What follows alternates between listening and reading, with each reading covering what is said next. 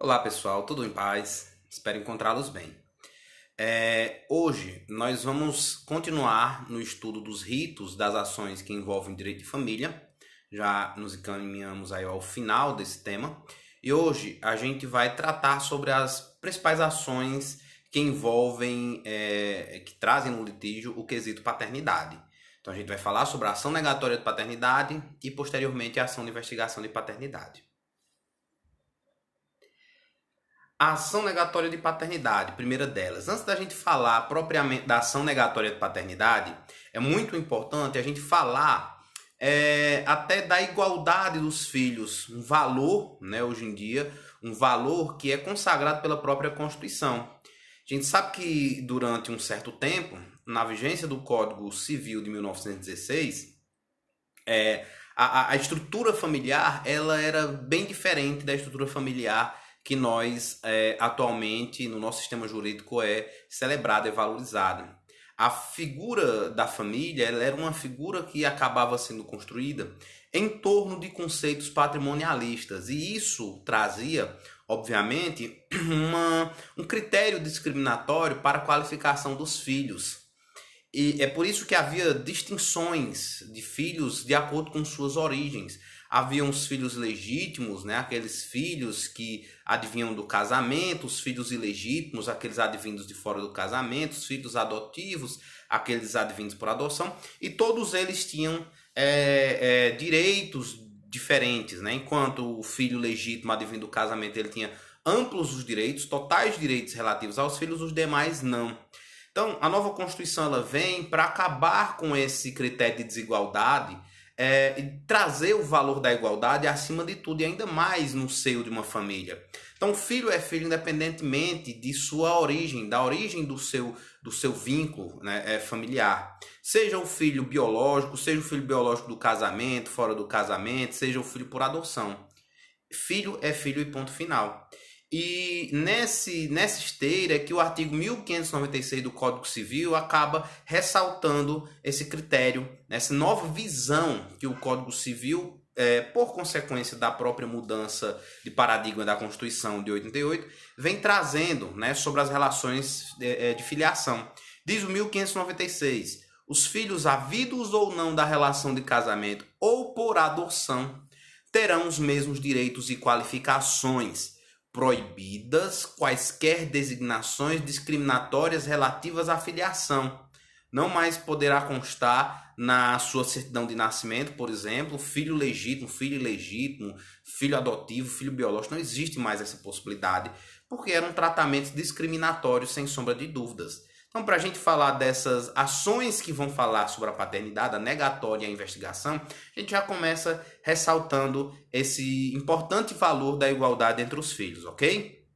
E aí o Código Civil também, na sequência, traz alguns artigos que falam da presunção do vínculo paterno, da presunção de paternidade. Enquanto a mãe tem um critério mais óbvio de se aferir à maternidade, o fato da gravidez, o homem não tem esse critério tão fácil de aferir. É por isso que a lei ela traz situações em que se presume a paternidade. A mãe é mãe, ponto final, nasceu do ventre dela. Mas e o pai? Como é que eu sei que o pai ele é pai realmente daquela criança? Então a lei ela traz, ela elenca algumas situações de presunção de paternidade, como vocês outrora já estudaram em direito de família, e aqui a gente vai relembrar. 1597 do Código Civil diz: presumem-se concebidos na constância do casamento os filhos, inciso 1º, nascidos 180 dias pelo menos depois de estabelecida a convivência conjugal. Olha que interessante, fala em convivência conjugal. A partir do momento em que há a criação da sociedade conjugal, né? Que há um convívio entre aquelas pessoas, que pode ser com casamento, pode ser com a união estável. Então, se a criança nasce 180 dias, nesse prazo de pelo menos 180 dias, depois de estabelecida essa convivência conjugal, já há uma presunção de paternidade em favor daquela criança, em face daquele companheiro ou esposo. Essa é a ideia. 2. Nascidos nos 300 dias subsequentes à dissolução da sociedade conjugal, por morte, separação judicial, nulidade e anulação de casamento. Então, até esse limite de 300 dias, se a criança nasce após o término dessa sociedade conjugal, né, por morte, separação, nulidade, anulação, divórcio também, presume-se que aquela criança seja daquele pai, uma presunção também de paternidade. Seria o tempo aí aproximado entre uma última relação sexual e a fecundação e o processo de desenvolvimento daquele feto, enfim, seria essa a ideia, aí essa margem que a lei considera que seria razoável se presumir.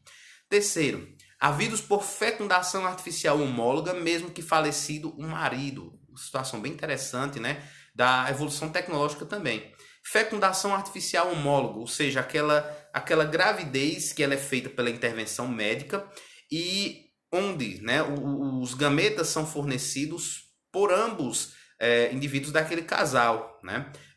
Ambos indivíduos fazem parte daquele casal. A esposa foi fecundada em laboratório, mas com o sêmen do esposo, do companheiro. Então, presume-se que a paternidade é daquele companheiro que cedeu o próprio sêmen, mesmo que ele já tenha falecido. Quando a criança nasceu, já tivesse falecido, não importa. 4. Havidos a qualquer tempo, quando se tratar de embriões excedentários decorrentes da concepção artificial homóloga. Da mesma forma, imagine que houve fertilizações in vitro, os óvulos da esposa com os espermatozoides do esposo. Houve diversas, é um processo que na realidade são feitas diversas fecundações para ver quais daqueles óvulos fecundados são viáveis. Alguns podem ficar em excesso, excedentários, guardados, armazenados em laboratório. A qualquer tempo que haja, né, que aquele casal decida pela gestação, seja anos depois, se ainda for viável, não importa. Ainda continua com a presunção de paternidade do pai, do esposo ou companheiro que foi o doador dos gametas. Isso que é a inseminação homóloga, né? E o próximo, o 5 diz: havidos por inseminação artificial heteróloga, desde que tenha prévia autorização do marido. Aí uma situação diferente. O que é inseminação artificial heteróloga? É aquela que o doador do gameta não faz parte do casal. Ou seja, a esposa ela é fértil, mas o esposo é infértil. Precisa-se da doação de espermatozoides de outra pessoa. O esposo autoriza. Ele autorizando, aceitando essa doação de espermatozoides de um doador, de outra pessoa, ele sim é pai. Há uma presunção de paternidade em relação a ele. Claro, desde que ele autorize, conforme o próprio inciso 5 fala. O artigo 1598, ainda para fechar esse tema de presunção, diz o seguinte: salvo prova em contrário, se antes de decorrido o prazo previsto no inciso 2 do artigo 1523, a mulher contrair novas núpcias e lhe nascer algum filho, este se presume do primeiro marido, se nascido dentro dos 300 dias a contar da data do falecimento deste, e do segundo, se o nascimento ocorrer após esse período, já decorrido o prazo, se refere ao inciso 1 do artigo 1597. Aí traz duas situações, né, quando se trata ou do fim do casamento pela situação de morte, né, pela situação de morte, pela situação de divórcio, pela situação de separação, e um novo casamento. E aí a lei traz uma regra para compatibilizar esses dois prazos. Quais são os dois prazos? Primeiro prazo, nascido 180 dias pelo menos depois da estabelecida vivência conjugal. Se presume que é de quem acabou de casar. Porém, se essa esposa casou num período que estava recém, entre aspas, viúva, por exemplo, ou tinha se divorciado anteriormente. Então, o inciso 2 diz: nascido nos 300 dias subsequentes à sociedade conjugal por morte, separação, nulidade e anulação do casamento. Então, nasce nos 300 dias após um primeiro episódio, é do pai anterior, né? Após um primeiro relacionamento, é do pai do relacionamento anterior. E o inciso 1 diz: tem um novo relacionamento, nascido no prazo de 180 dias, é desse novo relacionamento. Então, o 1598 tenta solucionar esse possível enfrentamento dessas regras e diz: salvo prova em contrária, se antes de decorrido o prazo previsto no inciso 2 do artigo 1523, ou seja, se antes de decorrido aqueles 300 dias do término do relacionamento, a mulher contrair novas núpcias, ele nascer algum filho, esse presumo do primeiro marido se nascido dentro dos 300 dias a contar da data de falecimento deste, e do segundo se o nascimento ocorrer após esse período e já decorrido o prazo, se refere ao inciso 1 do artigo 1597. Então, tenta compatibilizar essas duas regras temporais aí do inciso 1 e 2, ok? Hoje em dia, essas regras de presunção, obviamente, que elas acabam, de certa forma, não tendo uma força muito grande comparados a tempos anteriores, porque hoje em dia existe o exame do DNA, né? E o exame do DNA, ele acaba facilitando muito essa investigação da paternidade, essa perquisição de quem é o pai biológico. Mas, né, mesmo assim, ela ainda produz os seus efeitos quando na ausência de um exame, da possibilidade de um exame desse, por exemplo. Ação negatória de paternidade, que é a nossa discussão inicial. Passada aquela fase, aquela etapa inicial, a gente vai falar agora das duas ações, ação negatória de paternidade e, posteriormente, a ação de investigação de paternidade. Ação negatória de paternidade. O que é essa ação? Quem é que tem a legitimidade ativa de propor? Quem é o réu dessa ação? A ação negatória de paternidade, ela nasce da necessidade que um pai, reconhecidamente pai, um pai legalmente reconhecido, pai registral, que a gente chama, está lá constando no registro de nascimento daquela criança, esse pai ele sente a necessidade, por alguns motivos que a gente vai ver posteriormente, ele sente a necessidade de desconstituir esse vínculo paternal. Eu sou pai legalmente, porém surgiram alguns motivos que me autorizam a desconstituir esse vínculo com esse filho, com essa criança.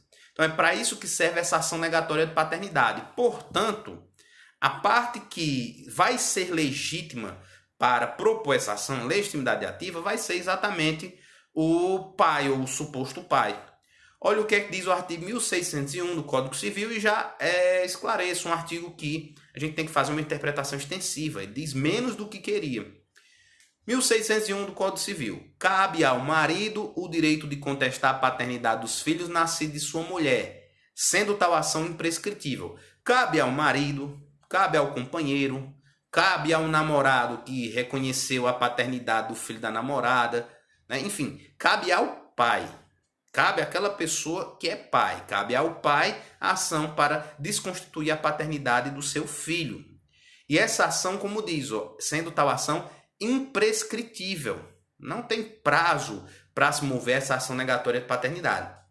Imagine que aos 90 anos de idade, um senhor descobre que a sua esposa foi infiel e ele toma conhecimento de que aquele seu filho, com 70 anos de idade, não é biologicamente seu filho. E ele quer promover essa ação negatória de paternidade. Pode entrar com essa ação negatória de paternidade. Júnior, mas já se passaram 70 anos do nascimento desse indivíduo, né, desse filho. Já se passaram 70 anos do momento em que ele reconheceu a paternidade. Não importa, essa ação ela é imprescritível, ela não tem prazo de duração. A gente vai ver já as hipóteses, quando é que eu posso manejar essa ação, né? Uma situação interessante também pode acontecer. O que diz o parágrafo 1601 do Código Civil. Contestada a filiação, os herdeiros do impugnante têm direito de prosseguir na ação. Uma certa situação, em uma certa ocasião, uma pessoa me procurou com uma dúvida jurídica bem interessante que tinha acontecido na família dela. O que é que tinha acontecido? O pai dessa pessoa tinha tido um relacionamento extraconjugal, era uma família onde todos os filhos já eram maiores de idade, enfim, adultos. E já numa certa fase da vida, o pai dessa pessoa tinha tido um relacionamento extraconjugal com outra, né, com uma outra parceira. Desse relacionamento extraconjugal, essa amante, poderíamos dizer assim, dessa pessoa, do pai dessa pessoa, acabou engravidando e tendo um filho. O filho nasceu, o pai dessa pessoa que me consultou, mesmo sem romper o casamento, continuou com o relacionamento com sua esposa original, ele reconheceu a filiação daquela criança e manteve ainda o relacionamento extraconjugal. Esse pai acabou falecendo. Então, os herdeiros dele do casamento me procuraram para consultar sobre a viabilidade deles proporem uma ação para negar aquela paternidade, ou pelo menos para averiguar aquela paternidade. Por quê? Porque eles tinham conhecimento de rumores de que aquele filho, aquela criança que foi reconhecido como irmão deles pelo pai, né, num relacionamento extraconjugal, não era filho biológico daquele indivíduo. Eles tomaram conhecimento de que a mãe dessa criança tinha outros relacionamentos além do relacionamento com o pai deles. Então, eles queriam saber, poxa, nosso pai faleceu, mas ele tinha reconhecido uma criança fora do casamento. Só que a gente tem uma forte suspeita de que ele não seja o pai biológico. Podemos mover uma ação negatória de paternidade? A resposta é não, negativa. A ação ela é personalíssima, gente. Só quem pode propor a ação é o suposto pai. É ele quem pode propor o pai biológico, o suposto pai biológico, né? O pai registral. É só esse pai registral, esse pai legalmente reconhecido, que pode propor a ação negatória de paternidade. Mas, Jânio, e o que o 1601 do Código Civil, parágrafo único, está dizendo? Está trazendo a situação de uma eventualidade do falecimento desse pai que já entrou com uma ação. Então, se o pai deu entrada na ação negatória de paternidade e no decurso do processo morre, os herdeiros substituem ele, sucedem ele, melhor dizendo, para continuar na ação. É isso que diz o parágrafo 1 do 1601. Olha aí, ó. Contestada a filiação, ou seja, iniciado o processo para negar a paternidade, os herdeiros do impugnante têm direito de prosseguir na ação. Então, muito cuidado com essa hipótese aí, gente. Então, de novo, ó, só quem pode propor ação negatória de paternidade é o pai. Trata-se de uma ação personalíssima. Se ele morrer, os herdeiros não podem iniciar uma ação para negar a paternidade do filho. Agora, se o pai propõe a ação negatória de paternidade e no decorrer da ação morre, os herdeiros o sucedem naquela ação. Essa é a ideia. Legitimidade passiva.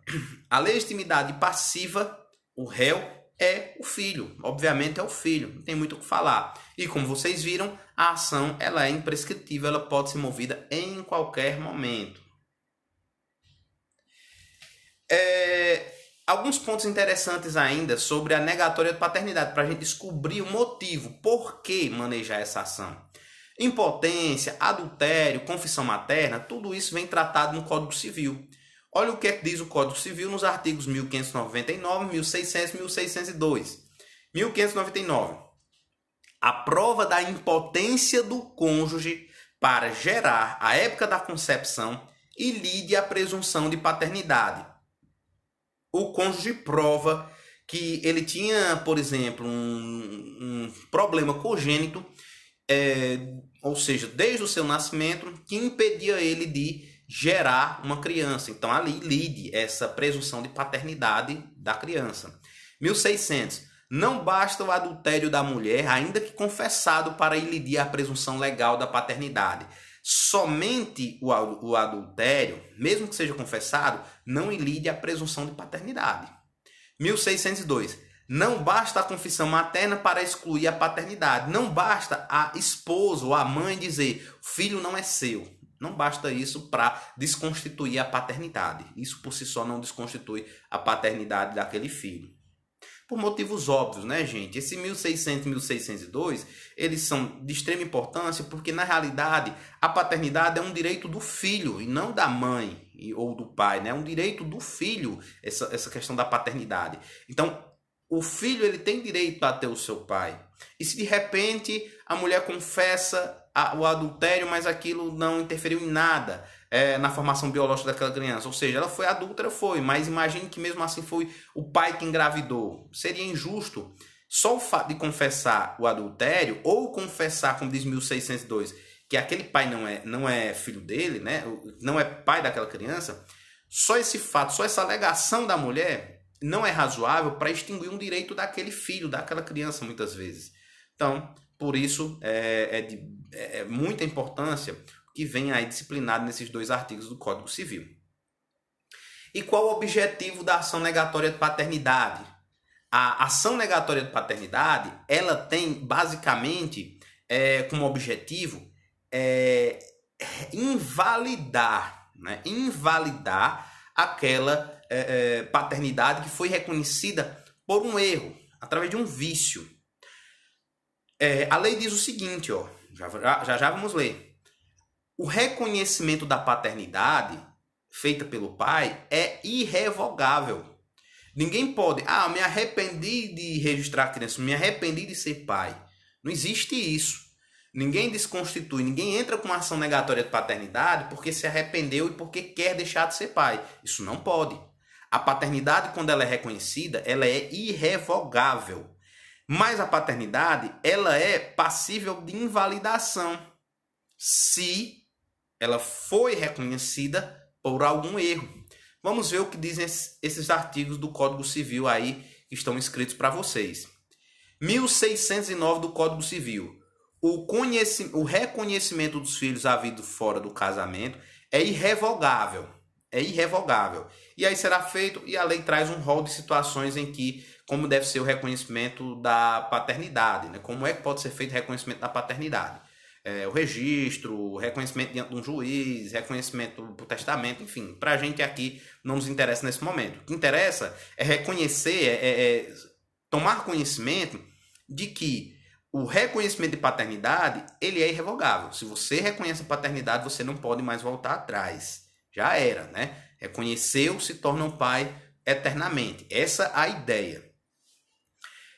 1610. O reconhecimento não pode ser revogado, nem mesmo quando feito em testamento. Mais uma vez, são dois artigos que basicamente dizem, pelo menos no caput, né, do 1609 e o 1610, basicamente a mesma coisa. O reconhecimento não pode ser revogado.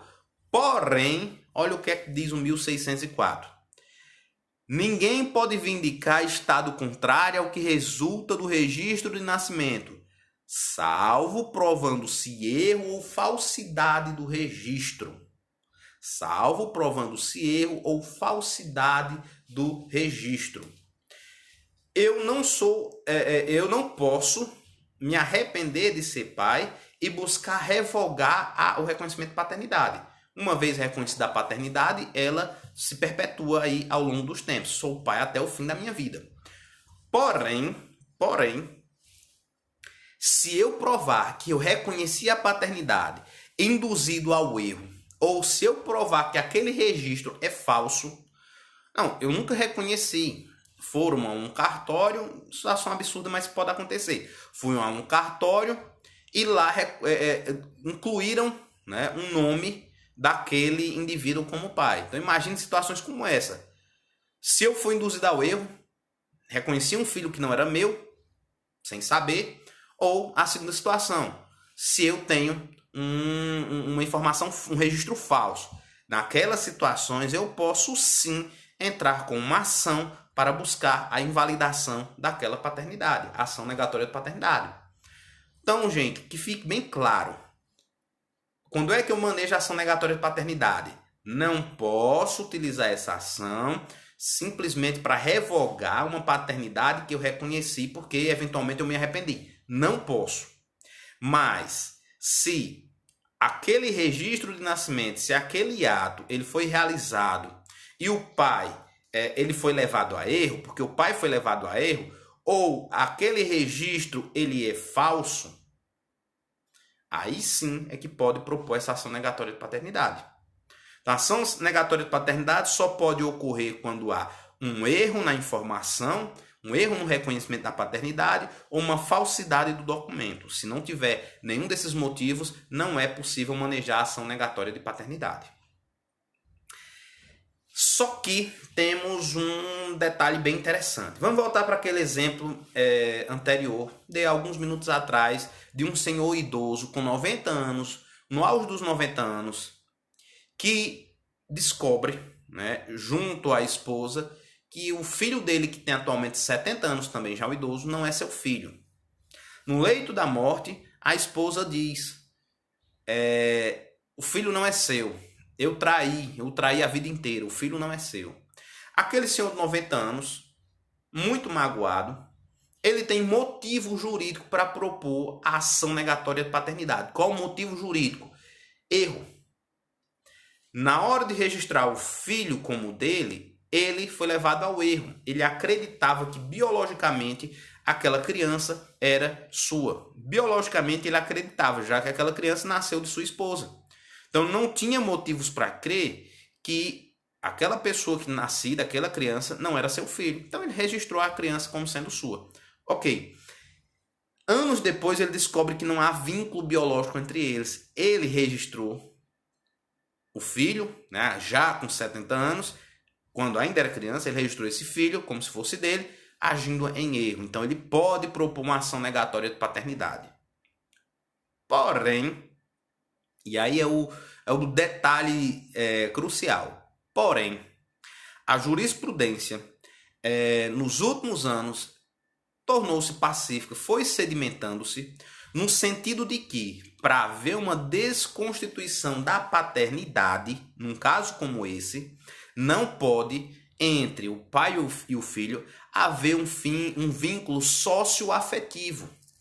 Um vínculo socioafetivo. Como assim, Jânio? Se durante toda a vida, imagine esse senhor de 90 anos e o filho dele de 70 anos, se durante toda a vida eles tiveram um relacionamento próximo, eles tiveram um sentimento de afetividade, uma relação como pai e filho, e chega ao auge agora da vida querendo desconstituir essa paternidade, essa ação dele será julgada improcedente. Porque antes de se analisar meramente o aspecto formal desse vínculo biológico, é levado em consideração pela jurisprudência, levando em conta a dignidade da pessoa humana, é levado antes mesmo o vínculo socioafetivo. O que o juiz analisa numa situação como essa é: existe um vínculo socioafetivo entre eles? Se criou uma relação recíproca de respeito, de amor, como pai e filho durante o tempo? Se a resposta for positiva, mesmo que biologicamente reste provado que aquele indivíduo não é filho daquele pai, a ação negatória de paternidade movida por esse pai será julgada improcedente. A justiça, ela não vai romper esse vínculo de paternidade. Não, essa seria a situação. Por fim, para a gente encerrar essa ação negatória de paternidade, 2 pontos ainda interessantes para se discutir. Primeiro, filho maior não pode ser reconhecido sem o seu consentimento. Olha aí, ó. O filho maior não pode ser reconhecido sem o seu consentimento. E o menor pode impugnar o reconhecimento nos 4 anos que se seguiram à maioridade ou à emancipação. Olha que coisa interessante. Se o filho é maior e o pai quer reconhecer como filho, o filho tem que aceitar. Se torna um ato bilateral. Geralmente, os filhos eles são reconhecidos pelo pai quando ainda é criança. Geralmente, quando ainda é criança. Até pela própria lei de registros públicos, que exige que esse ato de registro da criança ele se dê até 30 dias, né? Então, geralmente, o pai reconhece o filho quando ainda é criança. Portanto, trata-se geralmente de um ato unilateral. Quando o filho é maior de idade, aí o ato é bilateral. O filho só pode ser reconhecido se ele também aceitar. E olha que detalhe interessante. O filho que é reconhecido lá quando é criança, quando é menor, ele pode, depois de atingir a maioridade ou se emancipar, ele pode em até 4 anos buscar a negatória dessa paternidade, buscar a desconstituição desta paternidade. Então, até 4 anos depois de atingir a maioridade adulta se tornar emancipado, o filho pode desconstituir sua paternidade.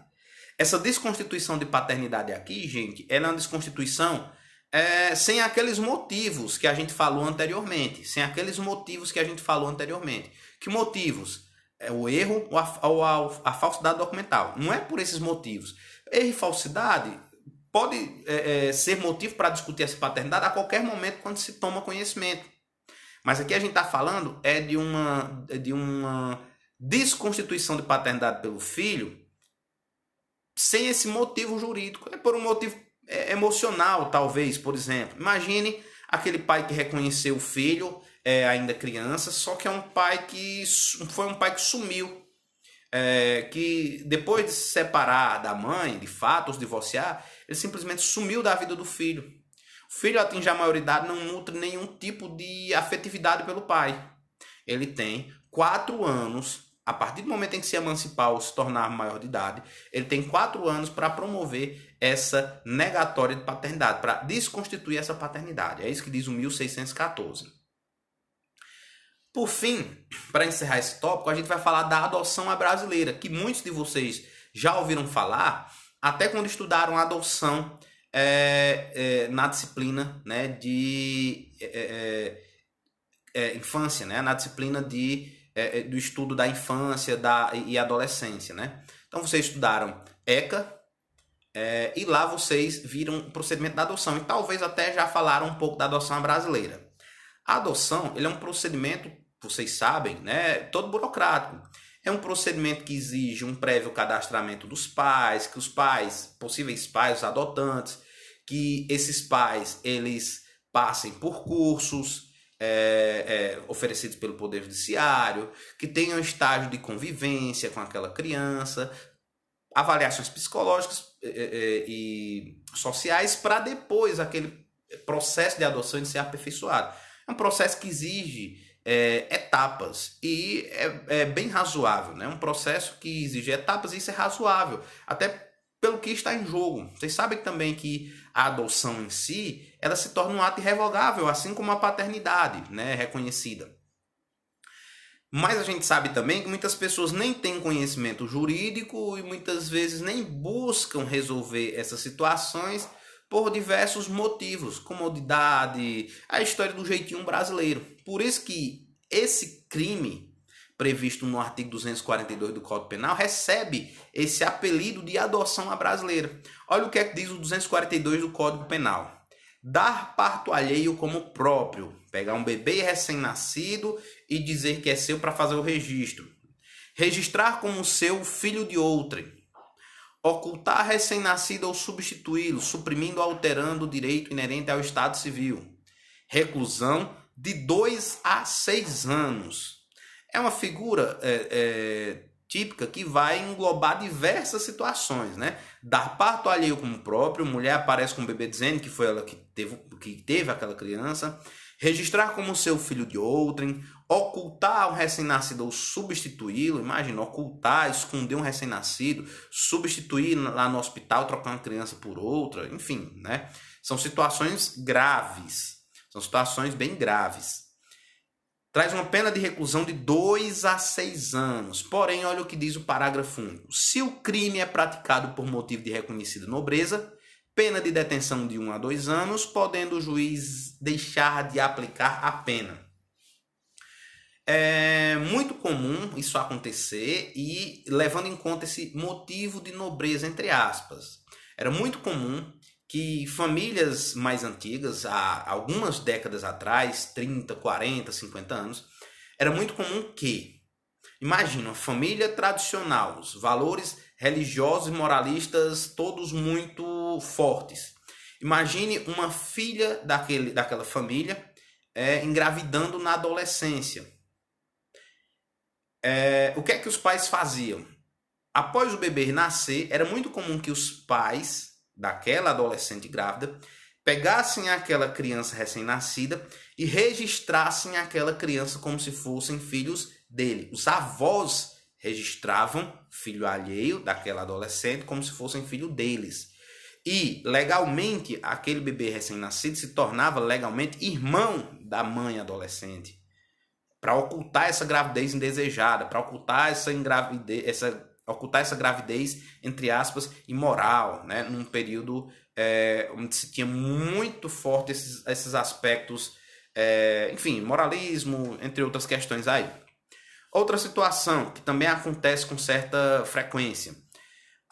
Uma mulher engravida de um relacionamento casual, depois ela começa um novo relacionamento, um relacionamento sério. Narra para o indivíduo que está grávida.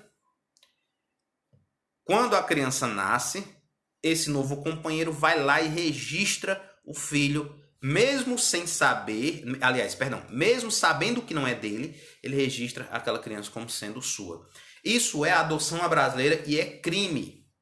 Porém, nessas duas situações que eu narrei para vocês, se o juiz perceber que foi por um motivo nobre, não, foi para dar uma melhor condição de vida àquela criança, foi para dar um suporte melhor à mãe.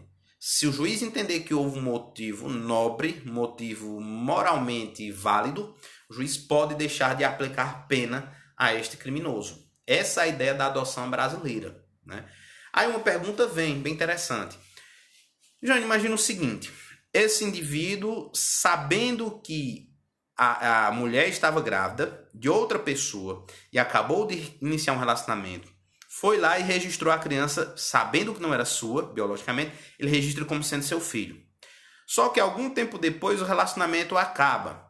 Ele pode propor uma ação negatória de paternidade, já que há um erro, já que aquela criança biologicamente não é dele. A resposta é negativa. Não, gente. Farta jurisprudência já decidiu sobre o tema, sendo impossível essa desconstituição da paternidade. Por quê? Mas não tem um erro? Volta para aquela história. O reconhecimento de paternidade, ele é irrevogável. Ele pode ser invalidado, anulado, se houver erro ou falsidade. Não houve erro. Por que não houve erro? Porque ele sabia que aquela criança não era dele, ele foi lá e declarou a vontade de ser pai. Então ele não errou. Do ponto de vista da opção, né? Da manifestação de vontade. Claro, ele pode ter errado do ponto de vista, talvez, psicológico, talvez, estrutura de relacionamento. Aí não tem nada a ver com o que a gente está discutindo aqui.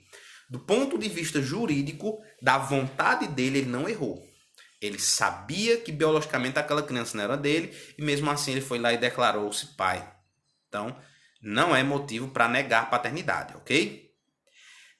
Gente, mas tem uma falsidade, porque ele declarou algo que ele sabia que não era dele. Mas aí, gente, o que leva-se em consideração não é só essa questão biológica, mas também a questão socioafetiva. Ele queria ser pai. Então, tecnicamente, não houve um erro naquele documento. Não houve um erro, não houve uma falsidade propriamente dito. Sem falar que se a gente permitisse que esse indivíduo desconstituísse a paternidade, ele estaria, né, utilizando de sua malícia para se beneficiar. Então, ele reconheceu no momento. Ele sabia que não poderia ter reconhecido, mas ele reconheceu. Depois ele alega o erro dele, aquela malícia dele, para poder se beneficiar. Não dá. A gente sabe que o direito ele não permite esse tipo de comportamento, né? Seria um comportamento, no mínimo, com má fé. Então, é impossível quem realiza a adoção brasileira depois buscar a desconstituição da paternidade, ok? Então, com isso, a gente encerra a ação negatória de paternidade. No próximo vídeo, a gente vai falar sobre a ação de investigação de paternidade, ok? Forte abraço e até já!